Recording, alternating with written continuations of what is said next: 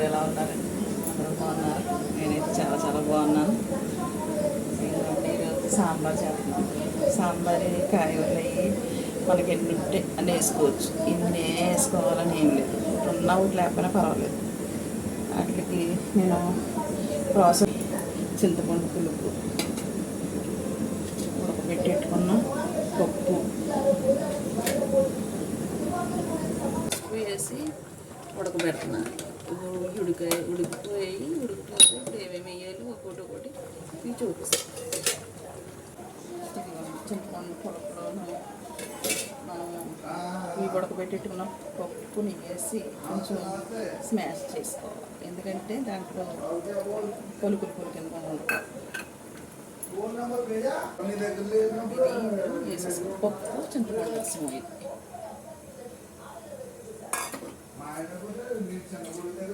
మనకి ఎంత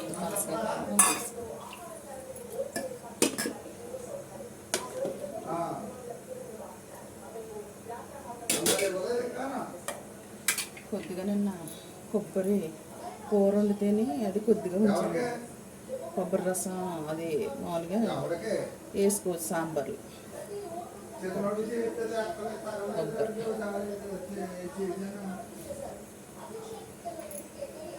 కొబ్బరి వేసుకుంటే టేస్ట్ బాగుంటుంది.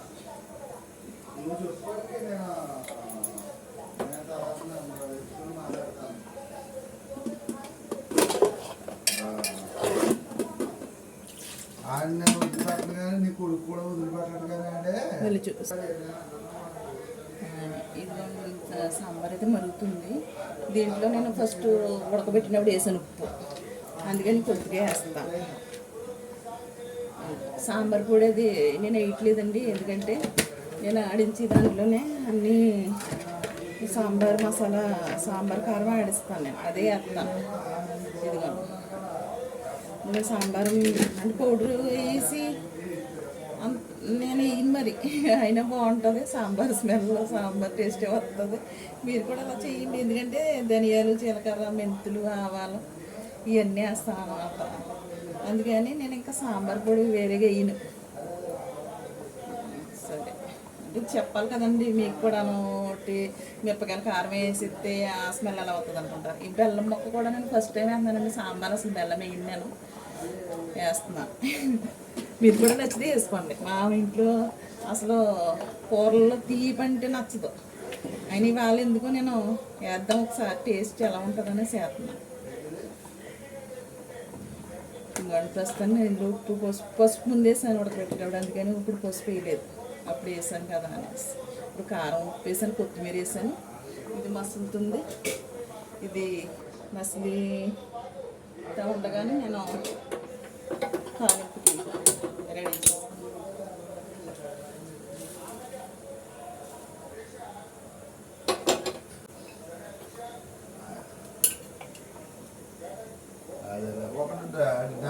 తీసుకుడు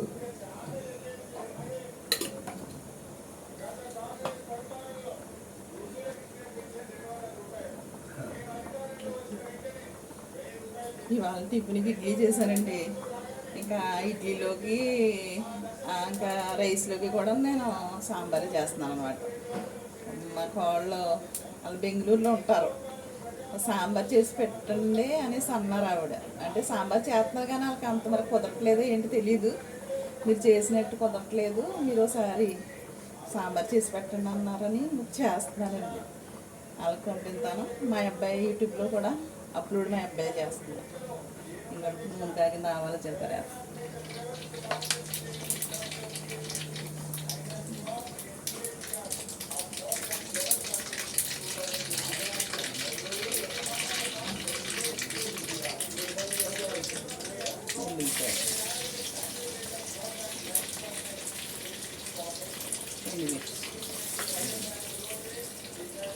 వర్షాకాలం ఎండుమిరపకాయలు కొట్లు పోయినట్టు అయిపోతున్నాయి. అది ఎండుమిరపకాయలు బాగున్నాయి, ఎండుమిరపకాయలు వేస్తున్నాను అన్నమాట. కొట్లు పోతున్నాయి వర్షానికి. ఇక్కడైతే 15 రోజులు ఇడతెరుపు లేని వానలు ఇక్కడ పంపాయి. ఇది చుట్టుపక్కల ఆడుకోవడం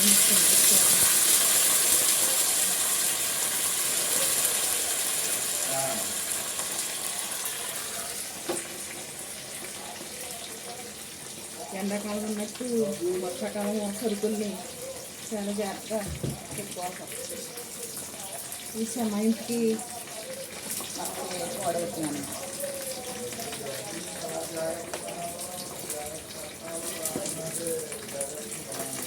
నేను వేసాను, ములంకాయ వేసాను, ఆనపకాయ వేసాను, బెండకాయలు, దొండకాయలు, వంకాయ, టమాటో, ఇంకా చిన్న ముక్క గుమ్మడికాయ ఉండిపోతే గుమ్మడికాయ ముక్క కూడా వేసాను. అన్నీ వేసాను. అంటే ఇన్ని కావాలి. కొంచెం దోసకాయ వేసుకుంటారు, తిరగడంతో వేసుకుంటారు. నేను దోసకాయ వేయలేదు, తిరగడంతో వేయలేదు. క్యారెట్ వేసానండి, క్యారెట్ వేసాను. ఇవన్నీ వేసి చేస్తాను అన్నమాట.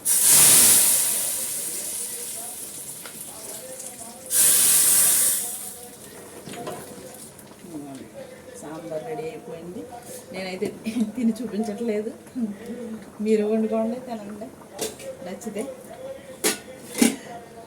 వీడియో చూసి నచ్చిందనుకోండి లైక్ చేయండి, షేర్ చేయండి, సబ్స్క్రైబ్ చేయండి. Okay, bye.